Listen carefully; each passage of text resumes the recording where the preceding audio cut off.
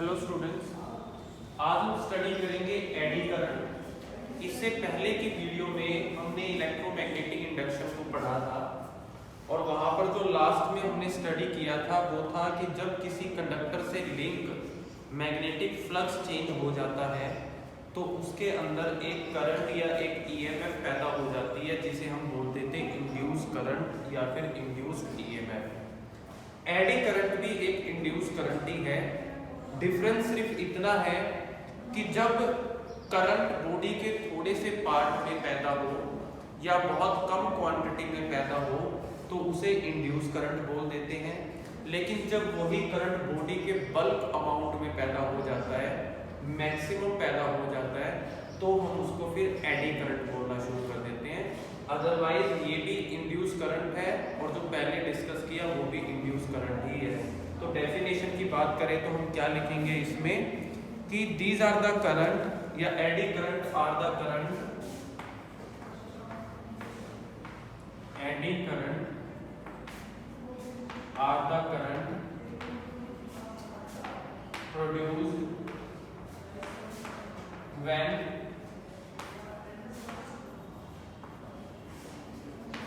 magnetic flux linked with a conductor changes। ये वो current है जो तब पैदा होता है जब किसी कंडक्टर के साथ जो मैग्नेटिक फ्लक्स लिंक है वो चेंज हो जाए। सबसे पहले जिन्होंने इसको डिस्कवर किया, डिटेक्ट किया, वो थे scientist Foucault detected it first in 1895, so it also called, इसलिए इसको Foucault या फिर वर्लपूल करंट भी बोला जाता है। दो नाम है इसके हमारे पास, एडी करंट से अलग। और अगर इसकी वैल्यू की बात करें हम कि एडी करंट का फॉर्मूला क्या बनेगा, तो eddy current I is defined as induced EMF upon में resistance, induced EMF E resistance R। Formula simple है और फ्लो आपके पास V = IR कहीं से निकाला है। इंड्यूस्ड ईएमएफ आपने लास्ट वीडियो में भी किया है जो इक्वल होता है -d∅dt और ये है अपॉन में R। तो ये फॉर्मूला आ गया आपके पास एडी करंट का कि एडी करंट ऐसे निकाला जा सकता है। फोकॉल्ट ने एक एक्सपेरिमेंटल डेमोन्स्ट्रेशन भी किया था जिसमें उन्होंने क्या कहा, उन्होंने एक इलेक्ट्रोमैग्नेट होती है जब किसी आयरन रोड पे इंसुलेटेड वायर को रैप कर दिया जाए, या फिर आपने पढ़ा हुआ है कि किसी सॉलिनॉइड के अंदर एक सॉफ्ट आयरन कोर के पीस को इंसर्ट कर दें तो वो इलेक्ट्रोमैग्नेट का रोल प्ले कर लेती है, जिसको एक हाई फ्रीक्वेंसी सोर्स के साथ हमने जोड़ दिया था। इसके ऊपर उन्होंने एक मेटेलिक डिस्क रखी हुई थी।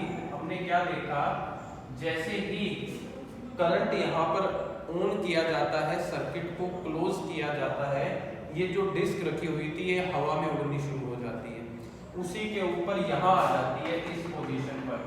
इसको नाम दिया गया था जंपिंग डिस्क एक्सपेरिमेंट। ये ऐसा क्यों हुआ उसका रीजन हमें पहले से ही बताया गया है इंड्यूस करंट के कंसेप्ट में कि जब भी मैग्नेटिक फ्लक्स किसी के साथ चेंज होता है, यहाँ एक इलेक्ट्रिक फील्ड पैदा हुई, उस इलेक्ट्रिक फील्ड ने इस डिस्क के साथ जो मैग्नेटिक फ्लक्स लिंक था उसको चेंज कर दिया, तो डिस्क में एक करंट पैदा हो गया जो इस वाले करंट के अपोज में था, इसको अपोज करता था। अपोज का मीनिंग है रिपेल, और रिपेल की वजह से वो जो अट्रैक्शन प्रोसेस थी इसकी सर्कुलेशन की वजह से यहाँ नॉर्थ पोल जनरेट हुआ, और उस अपोजिशन की वजह से इस डिस्क के फ्रंट फेस में भी नॉर्थ पोल जनरेट हुआ, और दोनों के रिपल्शन के कारण डिस्क जो है वो थोड़ी सी हवा में आ गई, उसको जंपिंग बोला। तो ये जो अपोजिशन का रूल है ये हमने लेंज लॉ में किया था, इसीलिए जब इंड्यूस करंट को लेंज लॉ से मेजर किया जाता है तो एडी करंट की भी डायरेक्शन निकालने के लिए हम लेंज लॉ का ही यूज करेंगे। तो आप लिख सकते हो Lenz law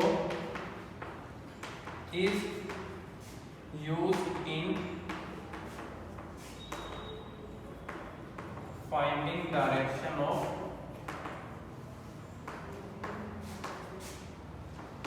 eddy current.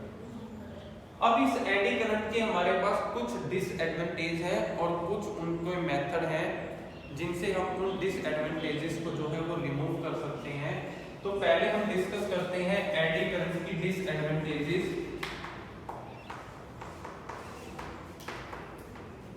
Disadvantage क्या है हमारे पास एडी करंट की? सबसे पहला, इट अपोज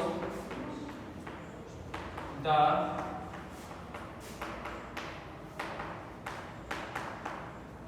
रिलेटिव मोशन। जैसे फ्रिक्शन रोल प्ले करता है ऐसे ही एडी करंट रोल प्ले करता है। जब भी किसी मैग्नेट या मैग्नेटिक फील्ड के सोर्स को कंडक्टर के पास लाया जाता है, दूर लेके जाया जाता है, तो ये जब भी पैदा होगा हमेशा उसके मोशन को क्या करेगा? अपोज करेगा। जैसे हमने यहाँ पर देखा, क्योंकि लेंज लॉ ने कहा था कि इसकी अपनी कोई डायरेक्शन नहीं होती, ये हमेशा अपोज में कार्य करता है उसके जिसने इसको पैदा किया है। It always oppose the cause of its production. So ये हमेशा रिलेटिव मोशन को अपोज करने का काम करता है। इसकी पहली ड्रॉबैक है। दूसरी, it produce energy loss in the form of heat. अब जैसे फ्रिक्शन की वजह से हीट पैदा होती है, सेम यहाँ भी ऐसे ही है। जब ये अपोज करेगा तो उस अपोजिशन की वजह से एनर्जी का लॉस होगा, वो एनर्जी लॉस किसकी फॉर्म में बाहर आता है? हीट की फॉर्म में बाहर आता है। ये भी इसका डिसएडवांटेज है। तीसरा डिसएडवांटेज है कि ये जो एक्सेसिव अमाउंट ऑफ हीट निकली है, this excessive amount of heat may break the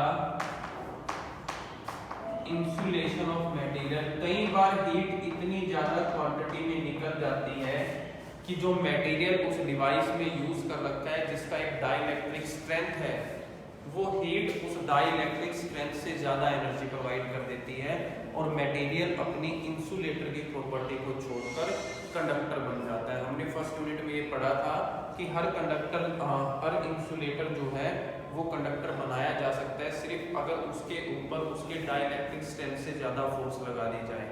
वही चीज यहाँ पर है कि क्या पता कई बार इतनी हीट पैदा हो जाए कि जो उसकी इंसुलेशन स्ट्रेंथ थी उससे क्रॉस हो जाए और वो फिर बॉडी जो है वो कंडक्टर का रोल प्ले करने लग जाए। अगर ऐसा होता है तो भी मशीन में फॉल्ट आ जाते हैं, क्योंकि जिन पार्ट को आपने एज अ इंसुलेशन यूज किया था वो कंडक्टर अगर बन जाएंगे तो फिर फंक्शनिंग में इफेक्ट आ जाएगा आपके पास।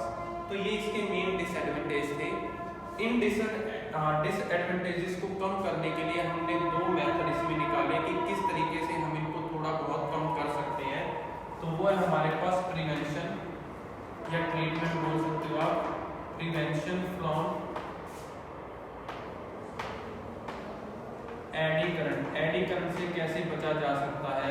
क्या करें हम कि ये ज्यादा अमाउंट में पैदा ना हो? तो पहला मेथड है हमारे पास कि जो मटेरियल हम यूज कर रहे हैं क्यों ना उसका रेजिस्टेंस इंक्रीज कर दिया जाए। The resistance of core must be increase. इसका मीनिंग ये है कि क्यों ना हम मटेरियल ऐसा लें जिसकी रेजिस्टिविटी ज्यादा हो, जो ज्यादा इंसुलेटेड हो। अगर ऐसा लेंगे तो एडी करंट अपने आप कम हो जाएगा, क्योंकि जहां भी आपने स्टेटमेंट देखी है वहां पर हमेशा एक चीज लिखी हुई है, कंडक्टर। जब तक आप कंडक्टर लेते रहोगे, अच्छा कंडक्टर लेते रहोगे, एडी करंट आपके पास आता रहेगा। अगर आप इससे थोड़ा बचना चाहते हो तो आपको ऐसा कंडक्टर या ऐसा मटेरियल चूज करना है जिसकी रेजिस्टेंस की वैल्यू थोड़ी सी ज्यादा हो, ताकि उसके अंदर एडी करंट कम पैदा हो सके। दूसरा जो हमारे पास प्रिवेंशन का मेथड है कि कुछ डिवाइस है हमारे पास जिनमें ज़्यादा एनर्जी लॉस मेजर किया जाता है, जैसे ट्रांसफार्मर है या चॉक कॉइल है, उनके अंदर छोटी छोटी शीट यूज की जाती है मेटल की। क्यों ना हम उन शीट को इंसुलेटेड कर दें, एक तो उनको लैमिनेट कर दे और उसके बाद एक दूसरे से उनका कनेक्शन तोड़ दे, इंसुलेट कर दे, ताकि जो इफेक्ट एक शीट के अंदर पैदा हुआ है वो दूसरी शीट तक ना जा सके। पहले क्या होता था, वो इफेक्ट सारी शीटों के ऐड हो जाते थे, जिससे बल्क अमाउंट में एडी करंट पैदा होके एनर्जी लॉस भी बहुत ज़्यादा करता था। और अगर हमने उन शीट को इंसुलेटर कर दिया, लैमिनेटेड कर दिया, तो एक शीट का इफेक्ट एक शीट तक रह जाएगा, जिससे वो इफेक्ट बहुत कम हो जाएगा, उतना एनर्जी लॉस नहीं होगा जितना पहले होता था। तो हम यहाँ लिख सकते हैं इन ट्रांसफार्मर या फिर choke coil etcetera, thin sheets of metal must be insulated from each other. They are called laminated sheets.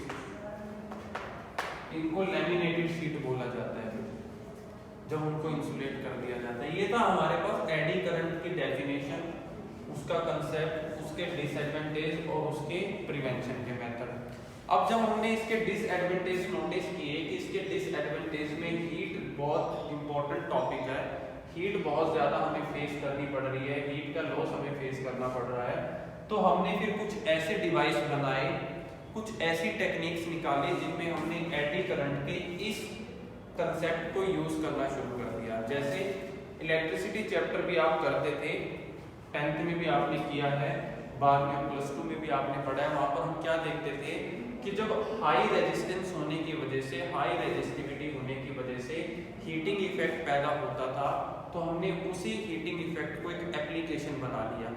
हमने कुछ ऐसे डिवाइस बना लिए जो उस हीटिंग इफेक्ट को यूज करना शुरू कर दिया, जैसे कि आयरन रोड, आयरन कपड़ों पे प्रेस जो आप करते हो, ब्रेड टोस्टर हो गए आपके पास, इलेक्ट्रिक हीटर हो गया, ये सारे वो डिवाइस थे जो हीटिंग इफेक्ट को नोटिस में रखते हुए बनाए गए, ताकि हीट जो निकल रही है उसका यूटिलाइज किया जा सके।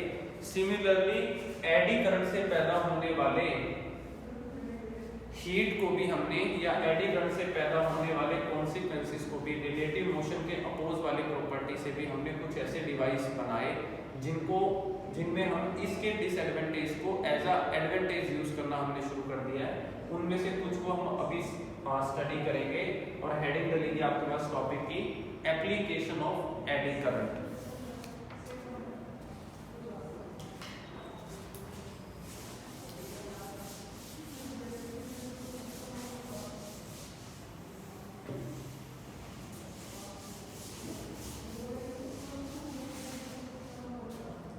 Application of eddy current.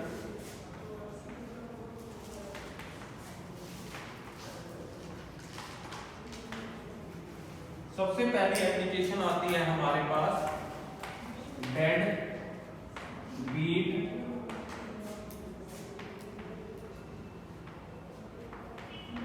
Galvanometer. देखिए गैल्वेनोमीटर हमने अभी लास्ट कुछ वीडियोस पहले किया था, उसमें हमने क्या देखा है कि दो मैग्नेटिक पोल्स के बीच में एक कॉइल रखी जाती है जो रोटेट करती है, लेकिन जो एक्चुअल फिनोमिना था वो क्या था कि जैसे ही मैग्नेटिक फील्ड या करंट जो कॉइल में से जाता था, करंट को हम स्विच ऑफ करते थे, तो कॉइल जो है वो एकदम से रेस्ट पे नहीं आती थी, वो रेस्ट पे आने से पहले थोड़ी देर तक ऑक्सीलेट करती रहती थी, यानी कि वहां पर एक टाइम डिले आ जाता था इक्विलिब्रियम पोजीशन को अचीव करने के लिए। उस टाइम डिले को कम करने के लिए आपको अगर याद हो तो वहां पर हमने कोयल के बीच में एक छोटा सा आयरन का टुकड़ा, आयरन कोर हमने रखा था। वो इसीलिए रखा था कि जैसे ही कोयल में करंट पास होगा, एक इंड्यूस करंट उस आयरन कोर के अंदर पैदा हो जाएगा, और जैसे ही आप करंट को स्विच ऑफ करोगे, मेन करंट बंद होगा, तो वो जो इंड्यूस करंट था उसका थोड़ा इफेक्ट ज्यादा होते ही वो उस कोयल को एकदम से रोक देगा। जो फर्स्ट डिसएडवांटेज पढ़ा है हमने कि इट अपोज रिलेटिव मोशन, तो वो उस रिलेटिव मोशन को बहुत ज़्यादा अपोज करके एकदम से उस कोयल को इक्विलिब्रियम पोजीशन पे ले आएगा। एकदम से लाने पर जो टाइम डिले पहले हम फील कर रहे थे, पहले ऑब्जर्व कर रहे थे, वो टाइम डिले बिल्कुल ही खत्म हो जाएगा। तो इस तरीके से इक्विलिब्रियम पोजीशन मेंटेन हो जाएगी डेड बीट गैल्वेनोमीटर में। तो ये एक एडवांटेज निकल के आई जिसमें हमने एडी करंट के डिसएडवांटेज को यूज किया। लिखेंगे कैसे इसमें देख लीजिए। When a study current pass through the coil, when a study current pass through the coil of galvanometer in presence of magnetic field, it experience torque। वो टॉर्क एक्सपीरियंस करती है, बात आपको पता है। इसी कंसेप्ट पे गैल्वेनोमीटर जो है वो काम करता है। But on switching off current, it start oscillating before coming at rest। Rest पर आने से पहले वो ऑक्सीलेट स्टार्ट कर देती है, ऑक्सीलेट करना, जिससे by which a delay in time is observe किया गया है, टाइम में डिले उसके स्टॉप होने का।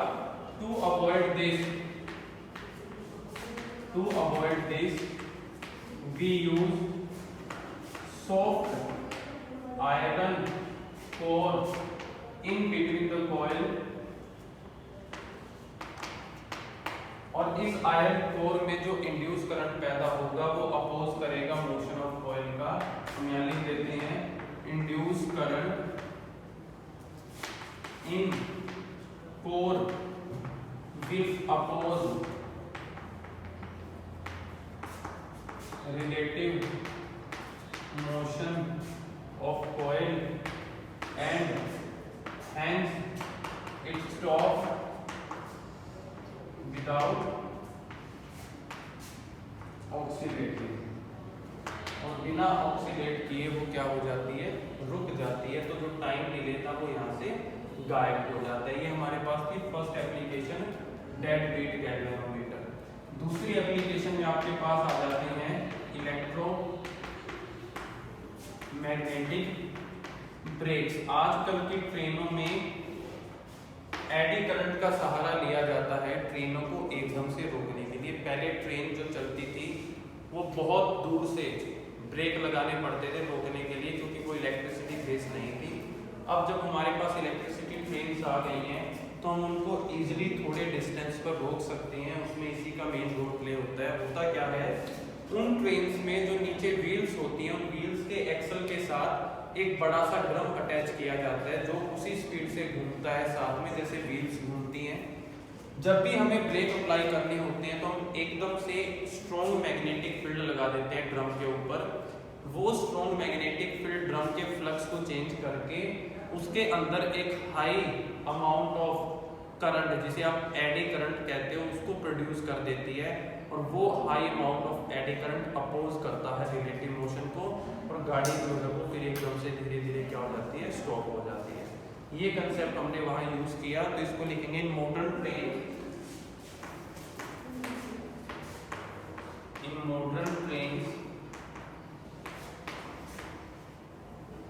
phenomena of eddy current is used in stopping the train। A drum is attached the axle of wheel which is rotated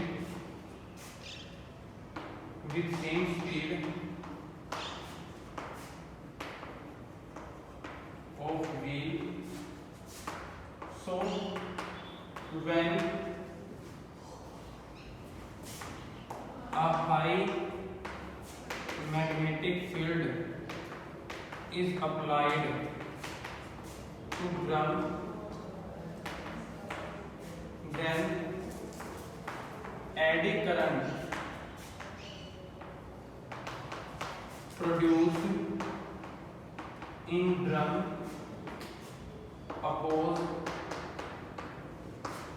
relative motion of wheel,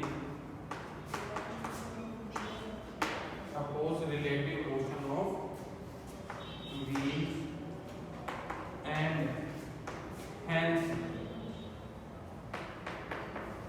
train is stopped और train finally क्या हो जाती है, रुक जाती है। ये हमारे पास सेकंड एप्लीकेशन थी इलेक्ट्रोमैग्नेटिक ब्रेक्स की। थर्ड एप्लीकेशन है हमारे पास इंडक्सोथर्मी। पहली दो एप्लीकेशन हमने रिलेटिव मोशन की डिसएडवांटेज की बात की। जो पहला डिसएडवांटेज था एडी करंट का कि रिलेटिव मोशन को अपोज करते हैं। अब जो दो एप्लीकेशन हम अब डिस्कस करेंगे वो होंगी जो हीट पैदा होती है एडी करंट की वजह से। इंडक्टोथर्मी एक थेरेपी की प्रोसेस है जिसके अंदर एडी करंट के हेल्प से पैदा होने वाली हीट से बॉडी के टिश्यूज को ट्रीट किया जाता है। तो इसमें हम लिखेंगे the property of eddy current that they produce heat, the property of eddy current to produce heat is utilised in treatment of tissues of body। Body के टिश्यूज को ट्रीट करने में उस हीट की हेल्प ली जाती है और उस प्रोसेस को हम बोलते हैं इंडक्टोथर्मी। एक और हमारे पास इसी की हीटिंग इफेक्ट वाली एप्लीकेशन है जिसका नाम है इंडक्शन फर्नेस। उसको अब हम डिस्कस कर लेते हैं। फोर्थ एप्लीकेशन रहेगी। उसके अलावा भी बड़ी सारी एप्लीकेशन है, स्पीडोमीटर भी है, इंडक्शन मोटर, एसी मोटर, ये सारी एप्लीकेशन जो है वो एडी करंट के कंसेप्ट पे ही काम करती हैं। हम जो डिस्कस करेंगे वो एक और है, वो है इंडक्शन फर्नेस।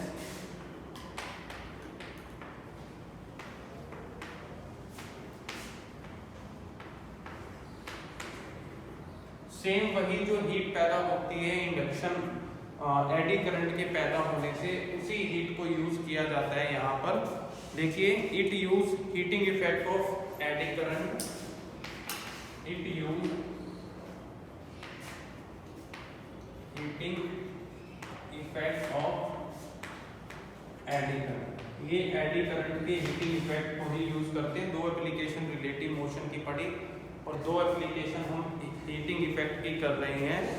जिस सब्सटेंस को गर्म करना होता है या मेल्ट करना होता है उसे हम हाई फ्रीक्वेंसी मैग्नेटिक फील्ड में रख देते हैं और जैसे ही उस सब्सटेंस के अंदर उस हाई फ्रीक्वेंसी मैग्नेटिक फील्ड से एडी करंट पैदा होता है तो वहाँ पर हीट पैदा होकर वो सब्सटेंस धीरे धीरे गर्म होना शुरू हो जाता है या मेल्ट होना शुरू हो जाता है। तो हम इसमें लिख देते हैं the substance which to be heated,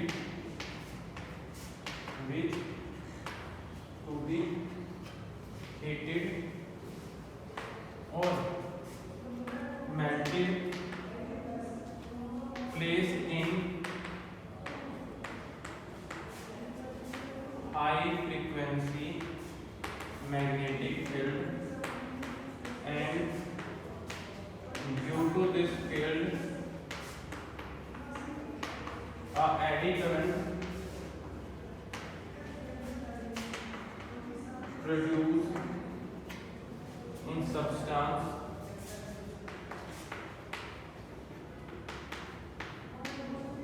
cause a large amount of heat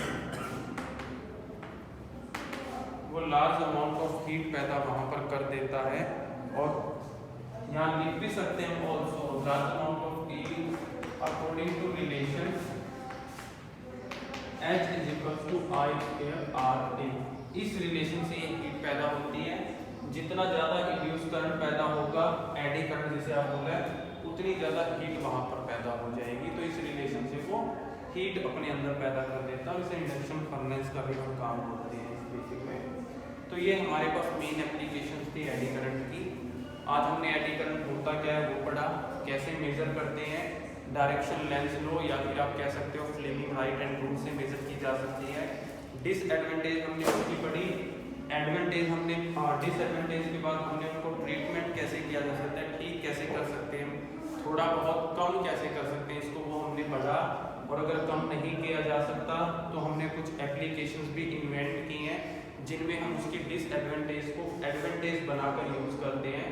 और उन एप्लीकेशंस में से 3-4 एप्लीकेशन हमने आज स्टडी की, जैसे कि galvanometer, dead heat galvanometer, induction furnace, inductotherapy और इलेक्ट्रोमैग्नेटिक ब्रेक। सबसे ज़्यादा इलेक्ट्रोमैग्नेटिक ब्रेक जो है वो एप्लीकेशन यूज़ की जा रही है इसकी एडी करंट की। तो ये हमने आज पूरा टॉपिक